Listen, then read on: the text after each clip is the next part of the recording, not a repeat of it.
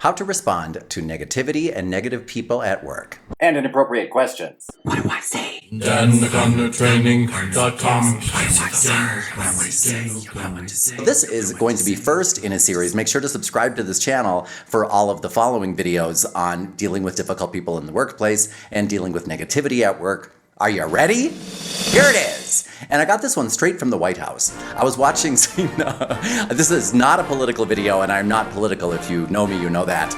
But I have to give credit where credit is due. And I'm not really sure where Sarah Huckabee Sanders, the current White House press secretary, learned this, because I'm guessing she did not actually have an orientation or training for her position, but she really knows how to field questions. And one of the tactics she uses, I recognized as one of my own, and I thought, maybe Sarah Huckabee Sanders took a Dan O'Connor training class. And if you did, way to go on this particular tactic, Sarah. Are you ready? No matter what somebody says to you, there is a two-step process that you can use. First, you have to decide what's your talking point.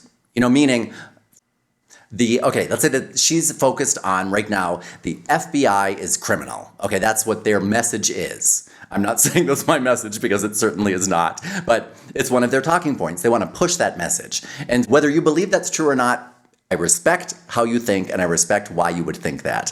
But I'm going to say that that's the talking point from Sarah Huckabee Sanders. Now, what I'm going to do is,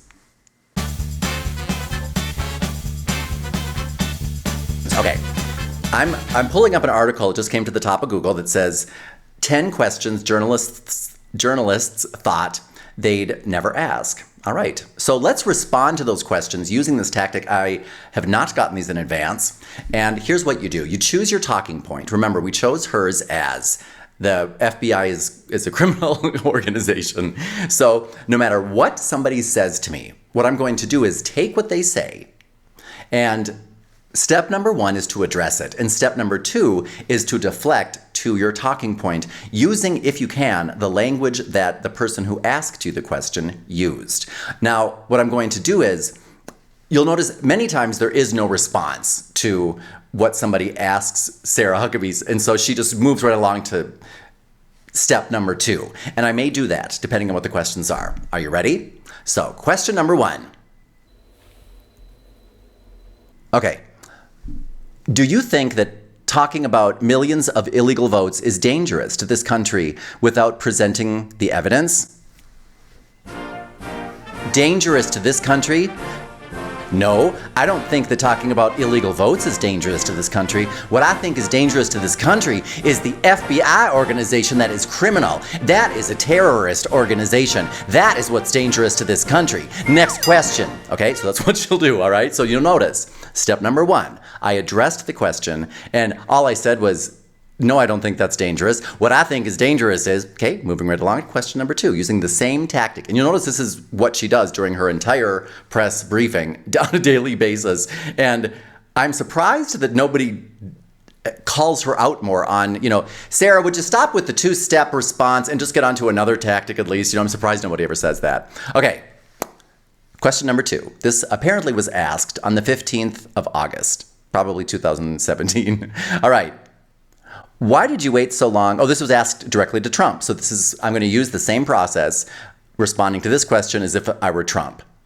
Does anybody have a Big Mac that I can shove in my face? No? Okay. Then I'll have to do it without any props.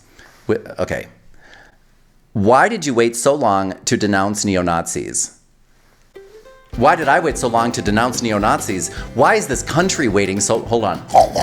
Why is this country waiting so long to denounce the FBI, which is more of a criminal organization than any Nazis I've ever known? And I've known a lot of them. I mean, a lot. I've had some over for dinner. Speaking of dinner, does anyone have another Big Mac? Okay, there you go. Okay, moving along now to question number three. I'm going to I believe that I'll be Sarah Huckabee during this one again.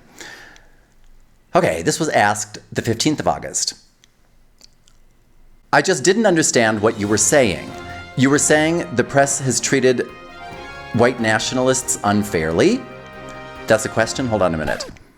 I just didn't understand what you were saying. You were saying that the press has treated white nationalists unfairly? I don't know. I'm Sarah Huckabee. I don't know if the press has treated white nationalists unfairly or not. What I do know is that the press has treated the FBI, which is a criminal organization, very fairly. And I don't understand why they're treating the FBI, a criminal organization, that fairly when some other people, maybe the neo-Nazis, get treated so unfairly. That's what I don't understand. See, there you go. Same two-step process. Okay, 10th of October. There are reports out today. This was the question. There are reports out today that the last... One moment. There we go. There are reports out today over the last couple of days about him, apparently referring to Rex Tillerson, the U.S. Secretary of State, calling you a moron privately. Has he talked or reached out to you about that? Do you believe that he said that?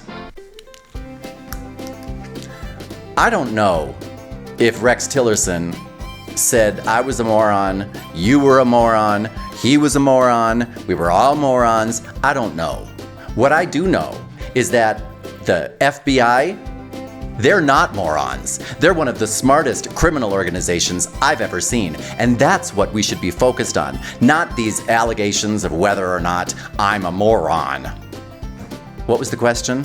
See, that was Trump. Okay, so now if you see the pattern here, oh wait, I don't need those anymore. If you see the pattern, all you have to do is take whatever somebody says, and if you can address it, great, but just spin it back to your talking point. And so you will be doing actually double duty. You will be addressing whatever it is somebody's saying, but you will be using it as really a platform to get your what should be positive platform and agenda moving. So let's now take it to a work environment, all right? So let's say that Trixie comes up and says, wait a minute, first I have to choose an agenda. Let's say my agenda is, now we have to, by the way, this is important, this is an important note.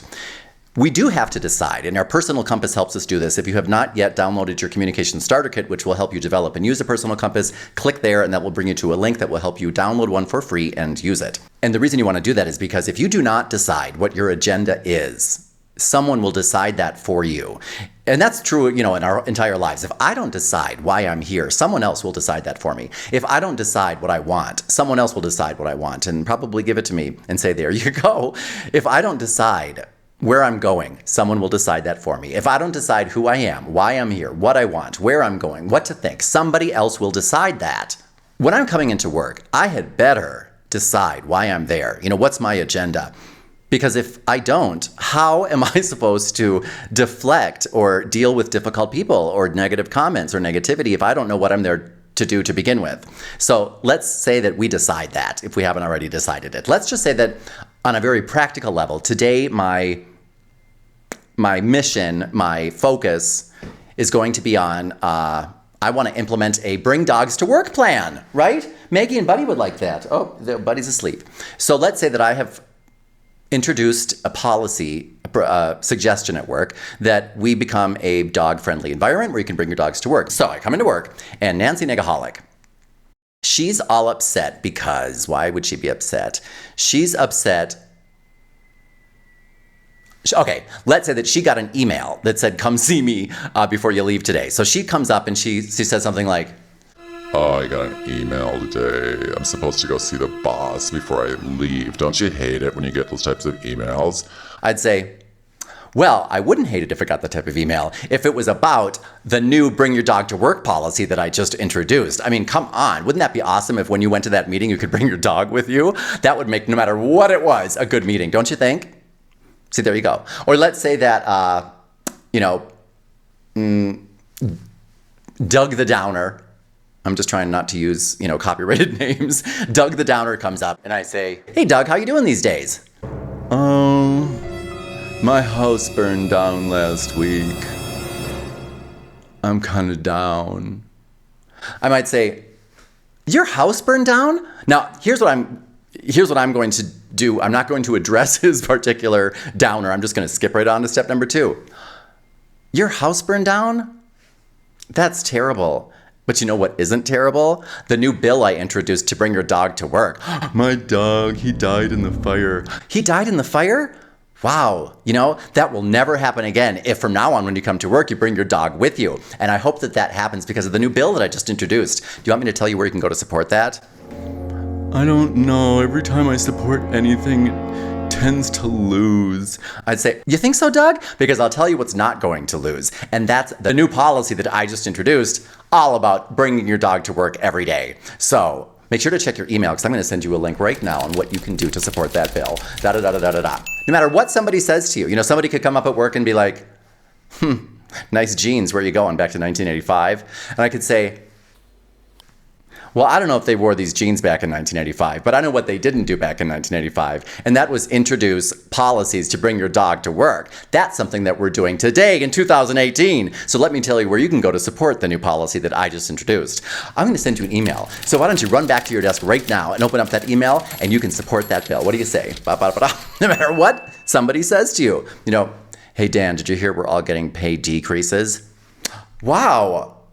I did not hear that. But you know who's not getting a pay decrease? My dog. And so he'll be happy as a loon every day when he comes to work. Let me tell you where you can go to support the bill that I just introduced. Why don't you run back to your email? I'm going to send you one right now so that you can click on it, open it up, and support the new bill. Thanks for stopping by. No matter what somebody says to you, you can always first address what they say if you want to. Then spin it around to talk about your idea, your agenda, whatever you decided was your talking point.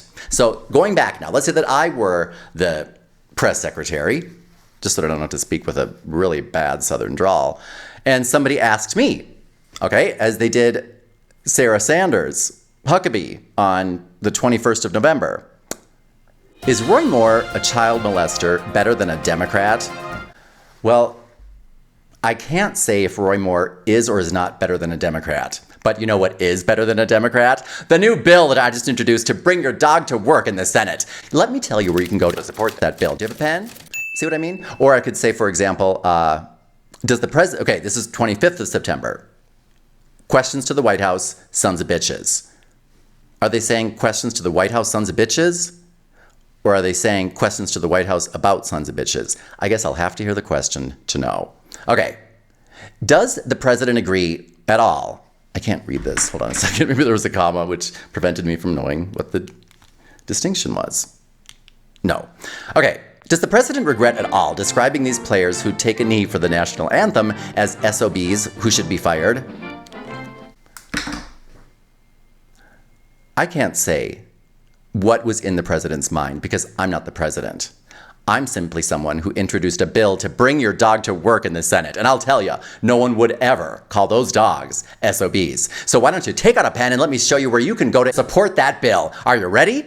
See, no matter what somebody says to you, as long as you have a talking point, no matter what somebody says to you, easy breezy. So you can use that to combat questions you don't want to answer, as the press secretary does. You can use it to stick to your agenda. You can use it in response to negativity and negative comments. You can use it to deal with difficult people effectively at work. You can use it for a million different things, and I hope that you do. So use it wisely and use it well. God bless you, and God bless the United States of America.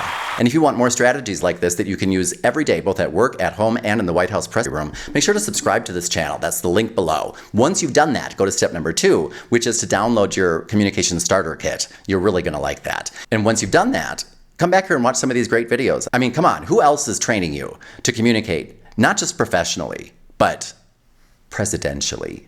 That's right, just here at Dan O'Connor Training. God bless the United States of America.